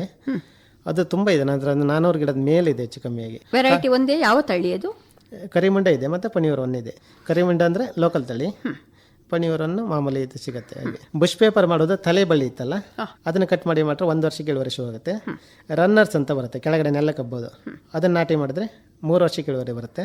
ಈ ರನ್ನರ್ಸ್ ಒಂದು ಮರದಿಂದ ಇನ್ನೊಂದು ಪಕ್ಕದ ಇನ್ನೊಂದು ಮರದ ಹಬ್ಬಿದ್ರೆ 2ನೇ ವರ್ಷಕ್ಕೆ ಇಳುವರಿ ಬರುತ್ತೆ. ಮಧ್ಯ ಮರದಿಂದ ನೇತಾಡು ಬಳ್ಳಿ ಇತ್ತು, ಹ್ಯಾಂಗಿಂಗ್ ಸೂಟ್ ಅಂತ ಕರಿತೇವೆ, ಅದನ್ನ ಕಟ್ ಮಾಡಿ ಬಿಡ್ತಾರೆ, ಇಳುವರಿ ಸ್ವಲ್ಪ ಕಮ್ಮಿ ಬರುತ್ತೆ. ಕಾಳುಮೆಣಸು ಲೈಫ್ ಟಾಪ್ ಶೂಟ್ 25 ವರ್ಷ, ರನ್ನರ್ಸ್ 35 ವರ್ಷ, ರೋಗ ಬಾರ್ದಿರೆ. ಇನ್ನು ಗೋಡಂಬಿಗೆ ಬಂದ್ರೆ ಎಷ್ಟು ಗಿಡಗಳು ಹಾಕಿದ್ದೀರಿ? ಗೋಡಂಬಿ ಎಲ್ಲ ಮೊದಲೆಲ್ಲ ತುಂಬಾ ಇಳುವರಿ ಬರ್ತಿತ್ತು. ಬಟ್ ಈ ವಾತಾವರಣ ಸಮಸ್ಯೆಯಿಂದ ಸ್ವಲ್ಪ ಇಳುವರಿ ಕಮ್ಮಿ. ಅದಕ್ಕೆ ಆಲ್ಟರ್ನೇಟಿವ್ ಏನ್ ಮಾಡಿದೆ ಅಂದ್ರೆ, ನಾನು ಕಾಳುಮೆಣಸು ಕೊಟ್ಕೊಂಡಿದ್ದೆ ಅದಕ್ಕೆ, ಅದ್ಲೇ ಅಂತರ ಬೆಳೆಯಾಗಿ. ಗೋಡಂಬಿ ಮರದಲ್ಲಿ ಕಾಳುಮೆಣಸು ಚೆನ್ನಾಗಿ ಬರುತ್ತೆ. ಅದ ಗುಡ್ಡದಲ್ಲಿ ಬೆಳೆಯಲ್ಲ, ಮತ್ತೆ ಹಬ್ಬ ಕೊಳ್ಳಿಕ್ಕೆ ಆಗಿರುತ್ತೆ, ಬ್ರಾಂಚಸ್ ತುಂಬಾ ಇರುತ್ತೆ, ನೀಟಾಗಿ ಬರುತ್ತೆ, ಚೆನ್ನಾಗಿ ಬರುತ್ತೆ. ಕೊಯ್ಲಿಕ್ಕೆ ಈಜಿ ಆಗುತ್ತೆ, ಅದ್ಮೇಲೆ ಕೂತ್ಕೊಂಡು ಕೊಯ್ಲಿಕ್ಕೆ ಆಗುತ್ತೆ. ಅಡಿಕೆ ಮರ, ತೆಂಗಿನ ಮರ ಎಲ್ಲ ನೇತಾಡ್ತಾ ಇರಬೇಕು. ಇದರೆಲ್ಲ ಆರಾಮ ಕೂತ್ಕೊಂಡು ಆರಾಮ ಕೊಯ್ಕೊ ಬರ್ಬೋದಾಗಿ. ಎಷ್ಟು ಮರಗಳಿವೆ? ಗೋಡಂಬಿ ಸ್ವಲ್ಪ ಜಾಸ್ತಿನೇ ಇದೆ ನಮ್ದಾಗಿ, 100-200 ಇರ್ಬೋದಾಗಿ. ಇವಾಗ ಅರಣ್ಯ ಕೃಷಿ ಲಾಭದಾಯಕ ಅಂತ ಹೇಳಿದ್ರಿ. ನಿಮ್ಮ ಅನುಭವದಲ್ಲಿ ಯಾವುದೆಲ್ಲ ಗಿಡಗಳನ್ನು ನೀವು ನೆಟ್ಟಿದ್ರಿ, ಯಾವುದೆಲ್ಲ ಮರಗಳಿವೆ ಇವಾಗ, ಯಾವ ರೀತಿ ಲಾಭದಾಯಕ ಅಂತ ಹೇಳಿ. ನಾವು ಅರಣ್ಯ ಕೃಷಿಯಲ್ಲಿ ಸಾಗೋನೆ, ಮಾಗನೆ, ಬೀಟೆ ಈ ತರ ಮರಗಳಿವೆ. ಎಕ್ಸಾಂಪಲ್ ನಮಗೆ ಒಂದು ಸಾಗೋನೆ ಮರದೇ ಹೇಳುತ್ತೆ, ಒಂದು 20 ವರ್ಷ ಮರ ಸಾಕಿದ್ರೆ ಒಂದು 70,000 ಹೋಗುತ್ತೆ ಮಿನಿಮಮ್. ಲಕ್ಷ ಮೇಲೆ ಬೆಳೆ ಬಾಳುತ್ತೆ. ಇವಾಗಿನ ರೇಟ್ ಮಿನಿಮಮ್ 70,000 ಇರುತ್ತೆ. ಅದು ವರ್ಷಕ್ಕೆ 3,500 ರೂಪಾಯಿ ಬರುತ್ತೆ ಒಂದು ಮರದ ಇನ್ಕಮ್. ಅಡಿಕೆಯಲ್ಲಿ ಹೆಚ್ಚಂದ್ರೆ ಬಂದ್ರೆ 1,000 ಬರುತ್ತೆ ಎವರೇಜ್. ಇದು 1 ರೂಪಾಯಿ ಖರ್ಚಿಲ್ಲ. ಅದ್ರ ಜೊತೆಗೆ ಕಾಳುಮೆಣಸು ಕೊಟ್ಕೊಂಡು ಅಂತರ ಬೆಳೆಯಾಗಿ ಬೆಳ್ಕೋಬಹುದು. ಕಾಳುಮೆಣಸು ಕಮ್ಮಿ ಅಂದ್ರೂ ಒಂದು ಮರದಲ್ಲಿ 1-1.5 ಇನ್ಕಮ್ ಸಿಗುತ್ತೆ. ಅಷ್ಟೊತ್ತಿಗೆ ಇನ್ಕಮ್ ಎಷ್ಟು ಬರ್ತಲ್ಲ, 1 ರೂಪಾಯಿ ಖರ್ಚಿಲ್ಲದೆ ಬೆಳೆಯೋದಾಗಿ. ಆರ್ಟಿಸಿ ಇರೋ ಜಾಗ ಪಟ್ಟ ಲ್ಯಾಂಡ್ ಅಲ್ಲೇ ಮಾಡಿ ಅಂತ ಹೇಳೋದು. ಮರ ಅರಣ್ಯ ಕೃಷಿಯಲ್ಲಿ ಒಂದು ಸ್ವಲ್ಪ ಜಾಸ್ತಿನೇ ಇದಾಗೆ. ಬಾರ್ಡರ್ ಲೈನ್ ಫುಲ್ ಹತ್ರ ಕೊಟ್ಟಿದೆ. ನಂಗೆ ಕಾಳುಮೆಣಸು ಬೆಳ್ಕೊಳ್ಳಿ ಬೇಕು. ಬಾರ್ಡರ್ ಲೈನ್ ತುಂಬಾ ಕೊಟ್ಟಿದೆ. ಒಂದು 300-400 ಮರ ಮೇಲೆ ಮಾಡ್ತಾ ಇದ್ದಾಗೆ. ನೀರಿನ ವಿಚಾರಕ್ಕೆ ಬಂದ್ರೆ ಇಷ್ಟೆಲ್ಲ ಕೃಷಿಗಳನ್ನು ನೀವು ಮಾಡ್ತೀರಿ, ನೀರಿನ ನಿರ್ವಹಣೆ ಹೇಗೆ? ನೀರನ್ನ ಹೆಚ್ಚಾಗಿ ನಾವು ತೋಟ ನೀರಲ್ಲಿ ಕೃಷಿ ಮಾಡ್ತಾ ಇರೋದಾಗಿ. ಸ್ಟಾರ್ಟಿಂಗ್ ನಮ್ದು ಗುಡ್ಡದಲ್ಲ ಕೃಷಿ ಮಾಡೋಕೆ ಪಂಪ್ ಇಲ್ಲ, ಬಂಡವಾಳ ಇಲ್ಲ, ಅದೆಲ್ಲ ಇರುತ್ತಲ್ಲ. ನೀರಿಲ್ಲ ಅಂದ್ರೆ ಕೃಷಿ ನಮ್ಮನೇಲಿ ಕೃಷಿ ಮಾಡಿಲ್ಲ. ಒಂದು 4 ತೆಂಗಿನ ಮರ ಮನೆಯದು ಹೈಕೊಂಡಿರೋ ಅಷ್ಟೇ, ಬಿಟ್ಟರೆ ಅಷ್ಟೇ ಕೃಷಿ. ಬೈಲೊಂದು 60-70 ಅಡಿಕೆ ಮರ, ಒಂದು 12 ತೆಂಗಿನ ಮರ ಅಷ್ಟೇ ಇದ್ದಾಗ ಹರಿದು ಹೋಗೋ ನೀರನ್ನು ಅಡ್ಡಗಟ್ಟಿ ಅಲ್ಲಿ ಪಕ್ಕದಲ್ಲಿ ಹೊಂಡ ತೋಡಿ ಕೆರೆ ಮಾಡಿಕೊಂಡು ಅದನ್ನ ಕೃಷಿ ಮಾಡ್ತಾ ಇದ್ದೇನೆ. ಈಗ ಒಬ್ಬರಿಗೆ ನೀವು ಮಾಡುವಂತ ಇಷ್ಟೆಲ್ಲ ಸಮಗ್ರ ಕೃಷಿಗಳನ್ನು ಮಾಡಬೇಕು, ಅವರಲ್ಲಿ ಒಂದಿಷ್ಟು ಜಾಗ ಇರ್ತದೆ. ಆ ಸಮಯದಲ್ಲಿ ಅವರಿಗೆ ಮಾಡುದು ಅಂದ್ರೆ ಇದಕ್ಕೊಂದು ಒಂದು ಪ್ಲಾನ್ ಬೇಕು. ಇಷ್ಟು ಮಾಡ್ಬೇಕು ಅಂತ ಇದ್ರೆ ಇಂಥ ಜಾಗದಲ್ಲಿ ಮಾಡುದು, ಇಂಥ ಇದರಲ್ಲೇ ಮಾಡುದು, ಒಟ್ಟು ಮಾಡುವಂತದ್ದಲ್ಲ. ನಿಮ್ಮದು ಪ್ಲಾನ್ಡ್ ಕೃಷಿ ಇದು. ಮೊದಲೇ ಒಂದು ಪೂರ್ವ ನಿರ್ಧಾರಿತವಾಗಿ ಮಾಡಿದಂತಹದ್ದು ನಂಗೆ ಒಂದು ಗೋಚರ ಆಗುವುದು. ಈಗ ಒಬ್ಬರಿಗೆ ಮಾಡ್ಬೇಕು ಅಂತ ಇದ್ರೆ ಅವರಿಗೆ ಯಾವ ರೀತಿಯಾದಂತಹ ಸಲಹೆ ಕೊಡ್ತೀರಿ, ಮಾಹಿತಿ ಕೊಡ್ತೀರಿ? ಫಸ್ಟ್ ನಮ್ಮಲ್ಲಿ ಎಷ್ಟು ಎಕರೆ ಜಾಗ ಇತ್ತು ನೋಡ್ಕೋಬೇಕು. ಎಕ್ಸಾಂಪಲ್ ಸಣ್ಣ ಜಮೀನು ಇದ್ರೆ ಅಲ್ಲಿ ದೊಡ್ಡ ಗಿಡ ಹಾಕ್ರೆ ಇಳುವರಿ ತಗೊಂಬಕತ್ತಿಲ್ಲ. ಒಂದು 4 ಗಿಡ ಹಾಕ್ರೆ ಅಲ್ಲಿ ಕವರ್ ಆಗುತ್ತೆ. ಈಗ ಮರ ಒಂದು ಅರ್ಧ ಎಕರೆ ಜಾಗ ಇತ್ತು ಅಂದ್ಕೊಳ್ಳಿ, 4 ಕೆಲಸ ಮರ ಹಾಕ್ರೆ ಅಲ್ಲಿ ಮುಗೀತು. ತೆಂಗಿನ ಮರ ಹಾಕ್ರೆ ಒಂದು 5-6 ಹಾಕ್ಬೋದು, ಅದು ವರ್ಕೌಟ್ ಆಗ್ತಿಲ್ಲ. ಅದಕ್ಕೆ ಸಣ್ಣ ತಳಿ ಇತ್ತಲ್ಲ ಅದ್ರ ಜೊತೆಗೆ ಅಂತರ ಬೆಳೆಯಾಗಿ ಮಾಡ್ಕೊಂಬುದು, ಆ ಥರ ಎಲ್ಲ ಮಾಡ್ತೀವಿ. ಅಡಿಕೆ ಮರ ಹಾಕಿದ್ರೆ ಬೆಳೆದಲ್ಲೇ ಅದ್ರ ಪಕ್ಕ ಜೇನು ಪೆಟ್ಟಿಗೆ ಇಡೋದು, ಅದ್ರ ಮಧ್ಯದಲ್ಲೇ ಕೋಳಿ ಸಾಕಾಣಿಕೆ ಮಾಡೋದು, ಈ ಥರ ಎಲ್ಲ ಮಾಡ್ಕೊ. ಒಂದು ಕೆರೆ ಇದ್ರೆ ಮೀನು ಸಾಕಾಣಿಕೆ ಮಾಡೋದು, ಈ ಥರ ಎಲ್ಲ ಪ್ಲಾನಿಂಗ್ ಮಾಡ್ಕೊ. ಬಟ್ ನಮ್ಮ ವಾತಾವರಣಕ್ಕೆ ಯಾವ ಸೆಟ್ ಆಗುತ್ತೆ ಅಂತ ಫಸ್ಟ್ ನೋಡ್ಕೋಬೇಕು. ಮಾಡುವಾಗ ಒಂದೇ ಸಲ ಹೆವಿ ಹಾಕೋದಲ್ಲ, 1 ಗಿಡ ತಂದು ನಾಟಿ ಮಾಡಿ ನಮ್ಮಲ್ಲಿ ಓಕೆ ಆದರೆ ಅದನ್ನ ಕಂಟಿನ್ಯೂ ಮಾಡ್ಕೊ. ಅಷ್ಟೊತ್ತಿಗೆ ನಮ್ಗೆ ಲಾಸ್ ಸ್ವಲ್ಪ ಕಮ್ಮಿ ಆಗುತ್ತೆ. ಒಂದೇ ಸಲ ಬಂಡವಾಳ ಜಾಸ್ತಿ ಆಗೋದಲ್ಲ. ಎಕ್ಸಾಂಪಲ್ ನಾನು ಡ್ರ್ಯಾಗನ್, ನಾನು 200 ರೂಪಾಯಿ ಗಟ್ಟ 1 ಗಿಡ ತಗೊಂಡು ಹೋಗಿದ್ದೆ. ನಾನೀಗ ಒಂದು 20 ಗಿಡ ಮಾಡಿದ್ದೆ. 20 ಕಂಬಕ್ಕೆ ನೆಟ್ಟಿದ್ದೆ. 1 ಕಂಬಕ್ಕೆ 5-6 ಗಿಡ ನೆಡ್ತೀವಿ. ಆಮೇಲೆ ಗಿಡ ಮಾರಿದ್ದೆ, ಒಂದು 20,000 ಗಿಡ ಮಾರಿದ್ದೆ ನನಗೆ. ನನ್ನ ಫ್ರೆಂಡ್ ಒಬ್ಬರು ದೊಡ್ಡ ಮಟ್ಟದಲ್ಲೇ ಮಾಡ್ರು, 50 ಕಂಬಕ್ಕೆ ಮಾಡಿದ್ರು. ಆ ಗಿಡ ಫೇಲ್ಯೂರು. ನನ್ನ ಹತ್ರ ಗಿಡ ತಗೊಂಡು ನಾಟಿ ಮಾಡಿದ್ದಾರೆ. ನಾನು ತಂದಿದ್ದು ಒಂದೇ ಗಿಡ. ಆಮೇಲೆ ನನ್ನ ತಳಿ ತಗೊಂಡೋಗಿ ಮಾಡಿದ್ರು, ಸಕ್ಸಸ್ ಐತಿ. ಸ್ವಲ್ಪ ಜಾಗ ಇದ್ದರೆ ಕೃಷಿ ಮಾಡುವಾಗ ಆದಷ್ಟು ಹೈಟ್ ಕಮ್ಮಿ ಇರೋದು, ಜಾಗ ಕಡಿಮೆ ಇರೋದು ಸೆಲೆಕ್ಟ್ ಮಾಡ್ಕೊಂಡ್ರೆ ಒಳ್ಳೆಯದು. ಮತ್ತು ಮೇಲ್ಮಣ್ಣು ಆದಷ್ಟು ಫೋಕಸ್ ಮಾಡ್ಕೊ, ಮೇಲ್ಮಣ್ಣು ಸೈಡಿಗೆ ದುಡೋದು ಹಾಳು ಮಾಡೋದು ಏನು ಮಾಡಬೇಡಿ. ಸ್ಕೀಮೆಲ್ಲ ಇದೆ, ಅದನ್ನು ಯೂಸ್ ಮಾಡ್ಕೊಳ್ಳಿ. ರೈತರಿಗೆ ಇರೋ ಸ್ಕೀಮು, ರೈತರಿಗೆ ಒಂದು ವರದಾನ ಅದಾಗೆ. ನಮ್ಮ ತೋಟಕ್ಕೆ ನಮ್ಗೆ ಬೇಕು, ಅದೆಲ್ಲ ಅನಿವಾರ್ಯ. ತಾವಿದರ ಫಲಾನುಭವಿಗಳು. ಸ್ಕೀಮ್ ಯಾವ್ದಿರೋದು ತಗಂತೆ, ಮತ್ತೆ ಮೇನ್ ಆಗಿ 4 ಜನಕ್ಕೆ ಹೇಳ್ತೆ, ರೈತರು ನಾನು ಲೈಕ್ ಮಾಡೋದು ಅಷ್ಟೇ. ಈಗ ತಾವು ನೀವು ಸರ್ಕಾರದ ಯಾವೆಲ್ಲ ಯೋಜನೆಗಳನ್ನು ತಗೊಂಡಿದ್ದೀರಿ? ಕೃಷಿ ಇಲಾಖೆಯಲ್ಲಿ ಟಾರ್ಪಲ್ ಇರ್ಬೋದು, HDP ಪೈಪ್ ಇದು 5 ಸ್ಪ್ರಿಂಕ್ಲರ್ ಸೆಟ್ ಇದು ಅದು ತಗೊಂಡಿದ್ದೆ. ಆಮೇಲೆ ನರೇಗಾದಲ್ಲಿ ಎಲ್ಲ ಬೆನಿಫಿಟ್ ತಗೊಂಡಿದ್ದೆ. ಅದಿವಾಗ VBG ರಾಮ್ಜಿ ಆಗಿದೆ, ಅದೇ ಅಲ್ವಾ? ಆಮೇಲೆ ಕೃಷಿ ಹೊಂಡದ ತಗೊಂಡಿದ್ದೆ. ಆಮೇಲೆ ಗಿಡ ನೆಡೋದು, ಬಾಳೆ ನೆಡೋದು, ಅಡಿಕೆ ಗಿಡ ನೆಡೋದು, ಇದೆಲ್ಲ ಸ್ಕೀಮಲ್ಲಿ ಯೂಸ್ ಮಾಡ್ಕೊಂಡಿದ್ದೆ. ತಾವು ಇದರ ಬಗ್ಗೆ ರೈತರಿಗೆ ಏನು ಹೇಳಿಕ್ಕೆ ಇಚ್ಛಿಸ್ತೀರಿ? ರೈತರು ಹೇಳೋದು ಪ್ರತಿಯೊಂದು ಇರೋದು ನಿಮ್ಮ ಸವಲತ್ತು, ನೀವು ಕೇಳಿ ಪಡೆಯಿರಿ, ಬೇಡಬೇಡಿ. ನೀವು ನಾಲೆಜನ್ನು ಡೆವಲಪ್ ಮಾಡ್ಕೊಳ್ಳಿ. ಎಲ್ಲ ರೈತರ ಹತ್ರ ಹೋಗುತ್ತೆ, ಅಲ್ಲಿ ಒಂದು ಪಾಯಿಂಟರು ನಮ್ಗೆ ಸಿಗುತ್ತೆ, ನಂಗೆ ಎಷ್ಟೇ ಗೊತ್ತಿದ್ರು. ರೈತ ಮುಖಂಡರಾಗಿ ನೀವು ಯಾವ ರೀತಿ ಸಮಾಜಕ್ಕೆ, ಒಂದು ಕೃಷಿಕರಿಗಾಗಲಿ ಯಾವ ರೀತಿ ಸಹಾಯ ಮಾಡಿ? ರೈತರು ಸಮಸ್ಯೆ ಇದ್ದಂದ್ರೆ ಎಷ್ಟೊತ್ತಿಗಾರು ರೆಡಿ. ಮತ್ತು ರೈತರು ಎಷ್ಟೊತ್ತಿಗೆ ಕಾಲ ಮಾಡ್ರು ರೆಸ್ಪಾನ್ಸ್ ಮಾಡ್ತೆ. ರೈತರು ನಾ ಹೇಳೋದು, ರೈತರು ಮಾತಾಡಬೇಕು ಅಂತ ಹೇಳೋದಿಗೆ ನಾನು ಉದ್ದೇಶ. 4 ಜನ ರೈತರು ಮಾತಾಡಬೇಕು. ರೈತರು ಮಾತಾಡೋಕೆ ಫಸ್ಟ್ ನಾಲೆಜ್ ಬೇಕು. ನಾಲೆಜ್ ಬೆಳೆಸ್ಕೊಡ್ಬೇಕು. 4 ಜನ ರೈತರ ಹತ್ರ ಹೋಗಿ ಮಾತಾಡಿದಾಗ ನಾಳೆ ಬರುತ್ತೆ. ಜ್ಞಾನನೇ ಬಂಡವಾಳ ಅಷ್ಟೇ. ಪರಿಸರ ಸಂರಕ್ಷಣೆಯಲ್ಲಿ ನಿಮ್ಮ ಪಾತ್ರದ ಬಗ್ಗೆ ಹೇಳಿ. ಪರಿಸರ ಸಂರಕ್ಷಣೆ 2023ರಲ್ಲಿ ಒಂದು ಸರ್ಕಾರಿ ಕೆರೆ ಇತ್ತು. ಅಲ್ಲ ಆಲ್ರೆಡಿ ಹಳೆ ತುಂಬ ಕೆರೆ ಇದು ಡೆವಲಪ್ ಮಾಡಿ ಒಂದು 70-80 ವರ್ಷ ಹಿಂದಿನ ಕೆರೆ ಎಲ್ಲ ಮುಚ್ಚಿ ಹೋಗಿತ್ತು. ಕುಡಿಯೋಕೆ ನೀರಿಲ್ಲ ಅಲ್ಲಿ. ಮಾರ್ಚ್ ಎಂಡಲ್ಲಿ ನಾನು ಮೇಕೆಯಲ್ಲಿ ಬಿಟ್ಕೊಂಡು ಅಲ್ಲಿ ಕೆರೆ ಎಲ್ಲ ಹೋಗ್ತಾ, ಮೇಕೆ ಬಿಡೋದಂದ್ರೆ ಬಿಟ್ಟಾಗ್ತಿದ್ದೆ, ಕೆರೆ ಬಿಡ್ಕೊ ಹೋಗ್ತಿದ್ದು, ಅಲ್ಲಿ ಕುಡಿಯೋಕೆ ಅಷ್ಟು ನೀರಿಲ್ಲ. ಆವಾಗ ನಾನು ಯೋಚನೆ ಮಾಡಿದೆ, ಈ ಕೆರೆ ಹೂಳಿ ಹತ್ತಿರದಿಂದ ಸಾಕು ಪ್ರಾಣಿಗಳಿಗೂ ಕುಡಿಯೋ ನೀರಾಗುತ್ತೆ, ಮತ್ತು ಕೆರೆ ಒಂದು ಸುಂದರ ಪರಿಸರ ನಿರ್ಮಾಣ ಆಗುತ್ತೆ. ಕಾಡು ಪ್ರಾಣಿಗಳ ಪಕ್ಕದಲ್ಲಿ 600 ಎಕರೆ ರಿಸರ್ವ್ ಫಾರೆಸ್ಟ್ ಇದೆ. ಪೂರ್ವದಲ್ಲಿ ಒಂದು ನಡು ತೋಪ ಇದೆ, ಅರಣ್ಯ ಇಲಾಖೆ ತೋಟ ಅನ್ನೋದು. ಮಧ್ಯದಲ್ಲಿ ಒಂದು ಕೆರೆ, ಹೆಬ್ಗೋಳಿ ಕೆರೆ ಅಂತ ಇದೆ. ಅಲ್ಲಿಗೆ ಡೈಲಿ ಪ್ರಾಣಿಗಳು ನೀರು ಕುಡಿಯುತ್ತೆ. ಅದನ್ನ ಗೊತ್ತು, ನಾ ಸಣ್ಣ ಇದ್ದಾಗ ನೋಡ್ತಾ ಇದ್ದ. ಕೆರೆ ಉಳಿಯತ್ಬಾರ್ದು ಯೋಚನೆ ಮಾಡಿದೆ. JCB ತಗೊಂಡು ಕೆಲಸ ಶುರು ಮಾಡಿದೆ. JCB ತಗೊಂಡು ಹೋಗೋದಿಗೆ ಕೆಲಸ 15 ದಿನ ಕೆಲಸ ಮಾಡಿದ್ದೆ. ಕೆರೆಯಲ್ಲಿ ಒಳ್ಳೆ ನೀರು ಬಂತು, ತುಂಬ ಖುಷಿ ಆಯ್ತು ನನಗೆ. ಇವಾಗಲೂ ಬೇಸಿಗೆಲ್ಲ ಬಂದರೆ ಫುಲ್ಲು ನೀರಿರುತ್ತೆ. ಪ್ರಾಣಿಗಳು ನೀರು ಕುಡ್ಕೊಂಡು ಹೋಗ್ತಿರ್ತವಲ್ಲ, ಆ ಖುಷಿ ಮಂದಿ ಇನ್ನೊಂದಿಲ್ಲ. ನೀವು ಇವಾಗ ಬಂದರೂ ಪ್ರಾಣಿ ತೋರಿಸ್ತೀನಿ. ನಮ್ಮಲ್ಲಿ ಎಲ್ಲ ವೆರೈಟಿ ಇದೆ. ಹುಲಿ ಇದ್ದೇವೆ, ಚಿರತೆ ಇದ್ದೇವೆ, ಜಿಂಕೆ ಇದ್ದೇವೆ, ಕಾಡುಕೋಣ ಇದ್ದೇವೆ, ಮತ್ತು ಸಣ್ಣ ಪ್ರಾಣಿಗಳು ಎಲ್ಲ ಇದ್ದೇವೆ. ಹಂದಿ ಎಲ್ಲ ಆಟ ಆಡ್ಕೊಂಡು ಆರಾಮ ಹೋಗ್ತೇವೆ. ಅದೊಂದೇ ಖುಷಿ. ಸಂಜೆ ಟೈಮ್ ಆದ ಕೂಡ ಜೇಂಕರ ಕೇಮ್ಕೆ ಒಂಥರ ಖುಷಿ ಆಗುತ್ತೆ. ಈ ಹೆಬ್ಗೋಳಿ ಕೆರೆ ಇತ್ತಲ್ಲ, 600 ಎಕರೆ ರಿಸರ್ವ್ ಫಾರೆಸ್ಟಲ್ಲಿ ಬೇಸಿಗೆಯಲ್ಲಿ ನೀರು ಸಿಗೋದು ಇದು ಒಂದೇ ಜಾಗ, ಬೇರೆ ಎಲ್ಲೂ ಸಿಗೋದಿಲ್ಲ. 2 ಕಿಲೋಮೀಟರ್ ದೂರದಲ್ಲೇ ಹೊಳೆ ಇದೆ, ವರಾಯಿ ನದಿ ಇದೆ. ಕಾಡು ಪ್ರಾಣಿಗಳೇ ಹೊಳೆ ನೀರು ಕುಡ್ಲಿಕ್ಕೆ ಆಗೋದೇ ಇಲ್ಲ. ಅಂದ್ರೆ ರೈತರು ಮನೆ ಕಟ್ಕೊಂಡೆ ಬೆಲೆ ಮಾಡಿ ಕೃಷಿ ಮಾಡಿದ್ದಾರೆ. ಇದೇ ಒಂದೇ ಕೆರೆ ಬಿಟ್ಟರೆ ಬೇರೆ ದಾರಿನೇ ಇಲ್ಲ ಹೋಗಾಗಿ. ಅದ್ರ ಜೊತೆಗೆ ಅಂತ ಮಾಡಿದಕ್ಕೆ ಅಂದ್ರೆ ಗಡ್ಡೆ ಗೆಣಸೆಲ್ಲ ಬೆಳೆದಿದ್ದೆ. ಕೋಲ್ಗೆಣಸು ಅದೇಂದ್ರೆ ಜಾಸ್ತಿ ಅಂತಿಲ್ಲ, ಅಲ್ಲೂ ಕೆರೆ ಮಣ್ಣು ಫಲವತ್ತಾಗಿದೆ ಮಣ್ಣು, ಮಣ್ಣು. ಅದಕ್ಕೆ ಕೋಲ್ಗೆಣಸು ಗಿಡ ತಗೊಂಡು ನಾಟಿ ಮಾಡಿದೆ ಅಷ್ಟೇ. ಮರಗೆಣಸು ನಾಟಿ ಮಾಡಿದೆ, ಅದು ಒಳ್ಳೆ ಗಡ್ಡೆ ಬಂತು. ಹಂದಿ ಎಲ್ಲ ಹಿಡ್ಕೊ ತಿಂತಂದು ನಾನು ನಡ್ತಾ ಇರೋದು. ಹಂಗೆ ಈ ತೋಟಕ್ಕೆ ಬರೋದು ಸ್ವಲ್ಪ ಕಮ್ಮಿ ಆಗುತ್ತೆ. ಅವಕ್ಕೆಲ್ಲ ಆಹಾರ ಸಿಕ್ಕಿದಾಗ ಈಚೆ ಬತ್ತಿಲ್ಲ. ಜೀವ ಸಂಕುಲಕ್ಕೆ ಆಹಾರ ಕೊಡೋದು ರೈತನೇ.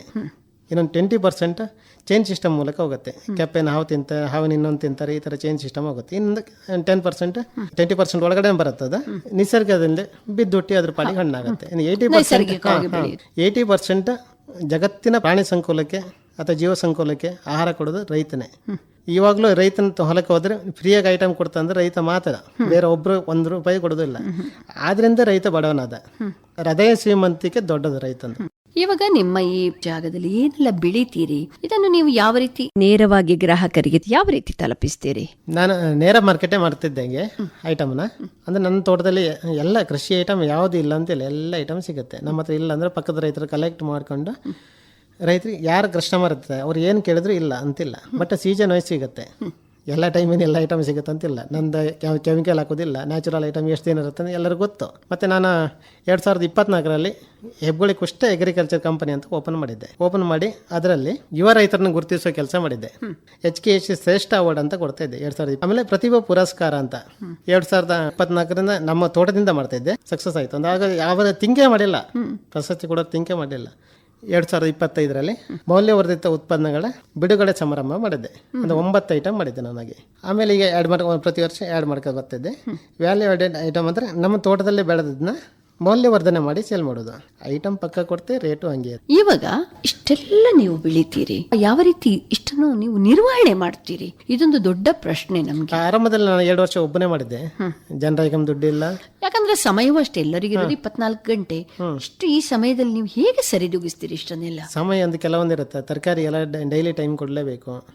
ಮತ್ತೆ ಕೆಲವೊಂದು ದೀರ್ಘಾವಧಿ ಡೈಲಿ ಬೇಕಂತಿಲ್ಲ.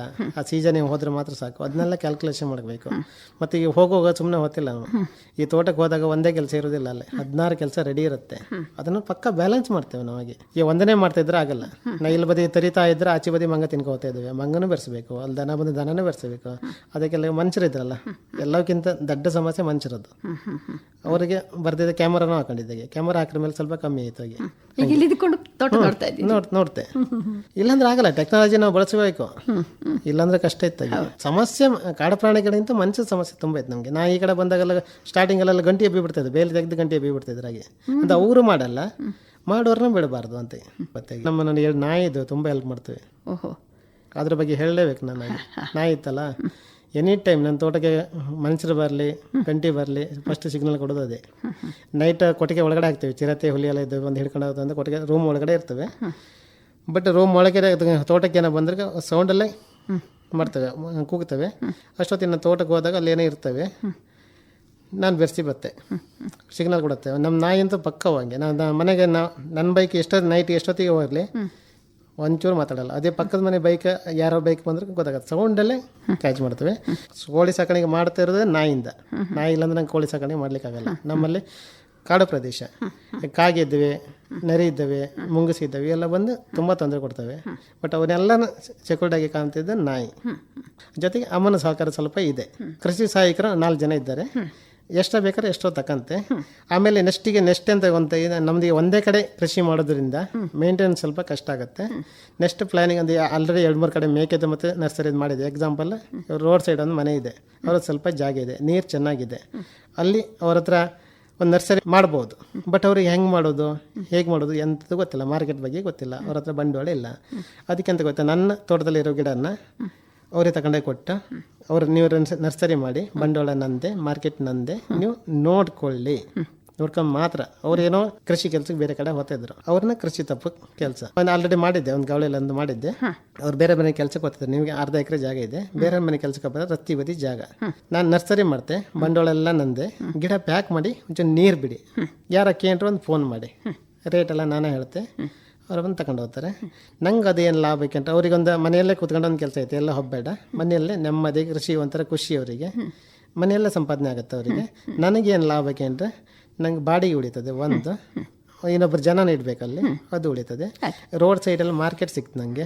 ನಾನು ನರ್ಸರಿ ಒಂದೇ ಮಾಡೋದಿಲ್ಲ, ನೆಕ್ಸ್ಟ್ ಒಂದು ರೂಮ್ ಮಾಡಿ ನನ್ನ ಮೌಲ್ಯವರ್ಧಿತ ಐಟಮ್ನ ಒಂದು ಶೋರೂಮ್ ಥರ ಮಾಡ್ತೆ. ಅದಕ್ಕೆ ನನ್ನೆಲ್ಲ ಐಟಮ್ ನೆಕ್ಸ್ಟ್ ಗೊಬ್ಬರದ ಮಾರ್ಕೆಟು ಪ್ಲಾನ್ ಇದೆ.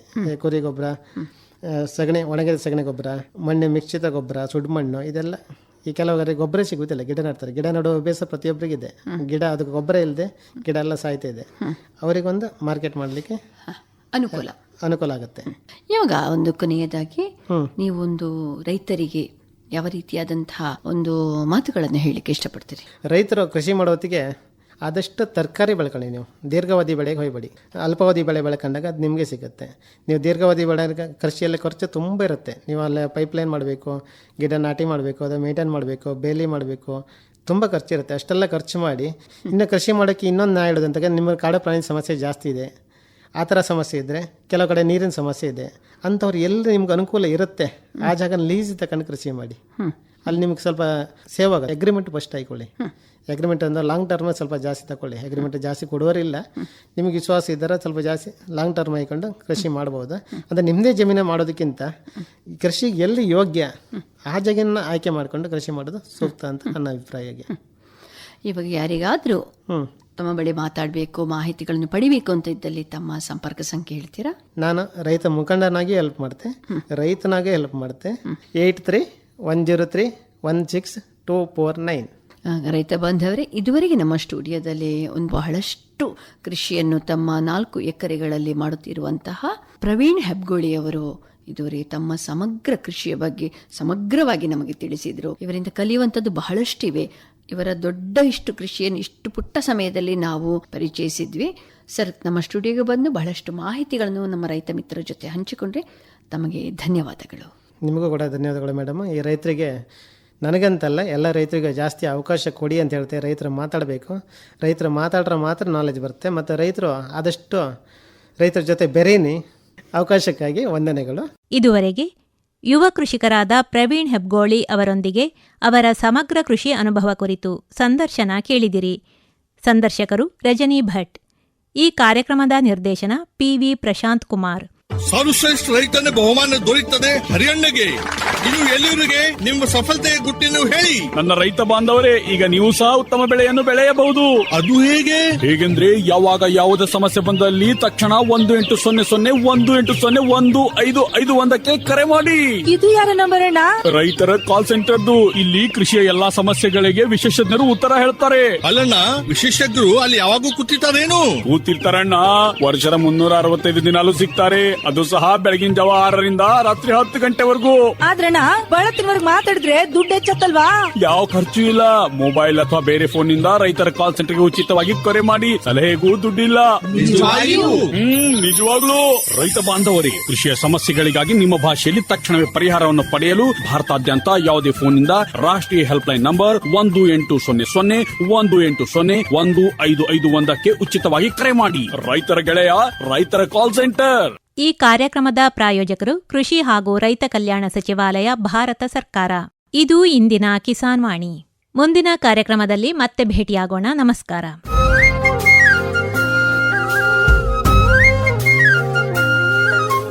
ಕಿಸಾನ್ ವಾಣಿ, ಕಿಸಾನ್ ವಾಣಿ. ಜೈ ಕಿಸಾನ್, ಜೈ ಕಿಸಾನ್, ಜೈ ಕಿಸಾನ್. ಕಿಸಾನ್ ವಾಣಿ.